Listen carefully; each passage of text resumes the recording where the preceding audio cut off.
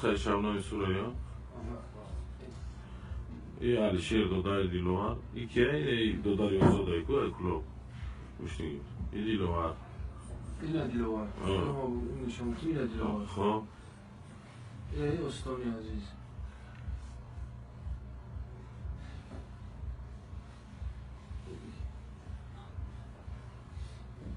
آخرین کار با دانیو شد گپشون ای آخرین آزی این نیمچه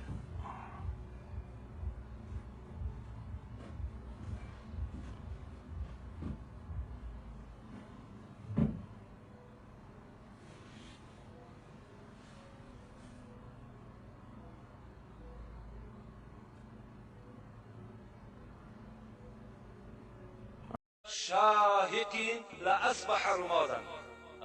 پیغمبر خدا چی گفتن؟ حضرت موسی گفتن خداوند جواب گفت که من با زناکار چگونه معامله میکنم؟ یک درعش میپوشانم. درع گفته لباس همون دوزخی‌ها را میگن از آهن است، چنان تفسان است که میپوشانمش. اگر همون لباس دوزخی را در بالای کوه از کوههای بلند دنیا اگر بگذارین لأصبح رمادا، قسم به عظمتی خدا که کوه را خاکستر میگرداند. همون لباس زناکار است. لکن از همه ده زنای وزنین ترین پیغمبر خدا با کی گفتن؟ اعظم زنا بالام والاخت و بالمحارم.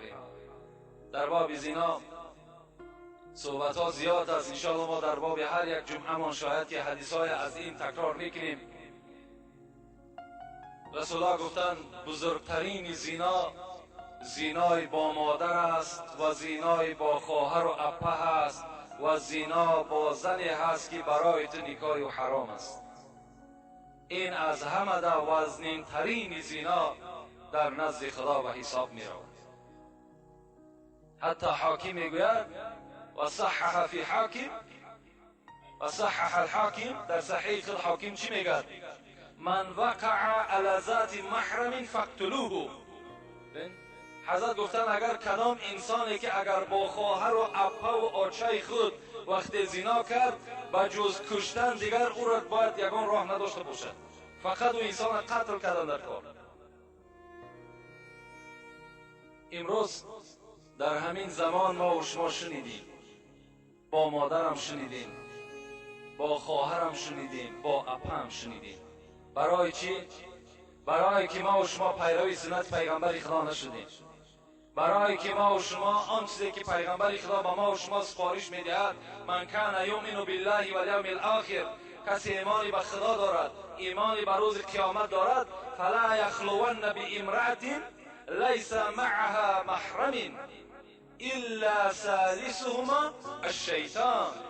ببین پیغمبر خدا میگه هیچگاه با زنی که همراه خود یگان محرمش نباشد شما تنها نشینید، زیرا اینکه سیوم شما شیطان میشود. شما حتی با خواهر خود، با ینگه خود، با خاله و عمه خود که اینا برای شما گرفتنشون حرام است، تنها نشستن شما را پیغمبر خدا اجازه نمیده، زیرا میگه سیوم شما شیطان است، شما را وسواس میکنه. برای چی ما و شما را اسلام امروز رخصت نمیدهد فرزندهایی که علاکه به سین 7 میرسند جاگه های اونا را از خانه جدا کنید، جاگه پدر و مادر جدا باشد، جاگه فرزندها جدا باشد. همه برای همین است.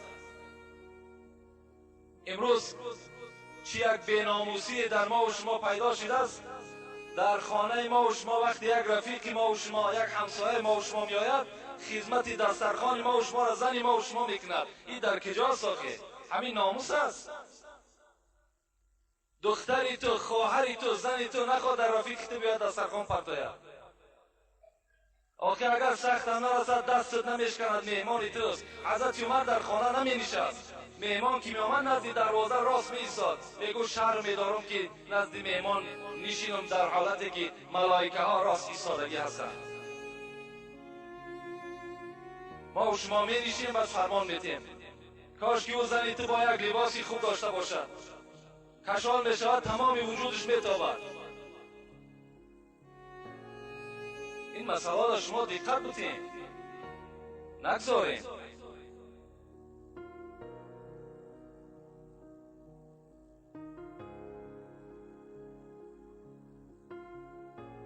سلمه زن پیغمبر خدا بودن. حدیث روایت میکنن که من همراه میمونه بودم، میگد زن دیگری پیغمبر خدا. به ناگاه میگد در ما تق تق شد، نگاه کردیم مکتوم داخل شد. رسول اکرم میگد در حال بر من گفت سلمه و میمونه از جا خیزین، حجاب کنین، روی مالها را بالای سر پرتاییم، پیشوی برا محکم کنین.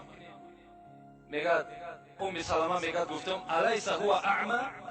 پیغمبر خدا مکتوم نابینا هست، چشمهاش نمیبیند. برای انسان نابینا حجاب کردن ما چی لازم است؟ وای ما را نشناسد، وای ما را نبیند. متن حدیث ما به شما گفتم.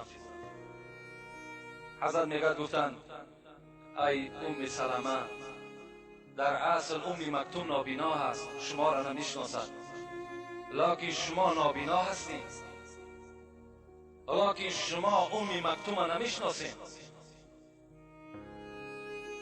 یعنی شما بینا هستید، شما میشناسید. نابسته وای بینا هست، نابینا هست. شما چیکار کنید؟ شما سطر اسلامی را نزد او کس رعایت کنید. برای آدم نابینا رسول اکرم زنهای خود امر به حجاب کردند. امروز آدم بینا میدراید، باز این عالمایی که بعضی هایش که مثال در بعضی خانه میهمان میشود، خدا داناست که مثال وجودی او چگونه است. از این خاطر در این مسئله سخت با دقت باشیم. اگر ما و شما نخواهیم که در بزرگترین زنا یا در پسترین زنا مبتلا شیم، این چیزهایی که از پیغمبر خدا به شما گفتم رعایت کنیم، انشاءالله ما و شما فردا در زیر بیرق زناکارها سر نمیبرداریم. شرمنده باد همون فرزند، همون جوان، همون مسلمانی که فردای قیامت در زیر بیرق زناکارها سر میبردارد. به خدا قسم عمر شما بسیار کوتاه است، شما شرمنده میشین. شما به همین یک چهره خجالتی خودتان، با چشمهای همت شکسته خودتان به طرف رسول اکرم نظر کردن نمیتونین. حرام با چهره شما به سوی پیغمبر. پیغمبر نظر رحمت هم به سوی شما نمیکرد. پیغمبر کسی را شفاعتگر است که در جاده شرعی پیغمبر است. پیغمبر هم کسی را شفاعت میکرد که طبق حدیث پیغمبر خدا رفتار میکرد. شما نماز میخوانید، زنا را میکنید، نماز میخوانید، عرقری میکنید، نماز میخوانید، تویهای فساد میکنید، پس فردا باز طلب شفاعت کردن این خودش عیب است. در یک انسان خیانت کنید، پس آن برای یاردم طلب کنید، این چی معنی دارد؟ سوره مؤمنون اگر تفسیر قرطبی را تماشا کنید، الزانی لا ینکح الا الزانیه، همین سوره مؤمنون است، آیت 14 است. والله اعلم. همین آیت تفسیر قرطبی را حضرت چی میگه؟ میگه من زنا، کدام مردی که اگر زنا کرد، فسخ نکاحه بینه و بین زوجتی، نکاحش بین خودش بین زنش بریده می شود. کدام مردی که اگر در تفسیر قرطبی در تفسیر همین آیتی که الزانیه لا ینکح الا الزانیه، در تفسیر همین در تفسیر قرطبی میگه که اگر کدام بچه‌ای که یا کدام زنی که اگر در زنا مبتلا شد، در حال نکاح او بریده می شود. هر فرزندی که از اینا میاد همش حرامی هستند. اختیارتون کدام راهش که انتخاب میکنین. آن چیزی که بر من مسئولیت بود در همین 2 جمعه به سمع شما رسانیدم. انشاءالله باوری دارم که فردا من در پیشگاه خدا جوابگر نیستم. در همین قومی که البته گوش کردن و شنیدن. السلام علیکم حاجی میرزا مراد. از شما خواهش یک مسئله را دارم. خداوند شما را نگه دارد. من از یک نفر $2000 گرفتم. اول شاهقین لأصبح رمادا. پیغمبر خدا چی